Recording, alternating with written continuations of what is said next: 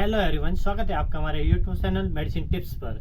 यदि किसी व्यक्ति को सर्दी, खांसी या फिर धूम्रपान की वजह से खांसी आ रही है या फिर किसी और थोड़ा आपके गले में सूखापन, ड्राइनेस वगैरह हो रही है, तो इस कंडीशन में आप कौन सी सिरप यूज़ कर सकते हैं। इसके लिए मैं आज आपके लिए लेके आया हूँ हल्दी कप सिरप, जो कि हल्दी, अड़ुलसा और तुलसी का तीनों का मिक्सर रहता है। इसके अलावा भी इसमें बहुत सारे कंटेंट रहते हैं जो कि पूर्णतः आयुर्वेदिक रहते हैं। इसका लेने का डोज हो गया, अडल्ट व्यक्ति 2 से 3 चम्मच दिन में 3 बार और बच्चे 1-1 चम्मच दिन में 3 बार ले सकते हैं। ये सिरप आपको किसी भी मेडिकल स्टोर पे आसानी से मिल जाएगी।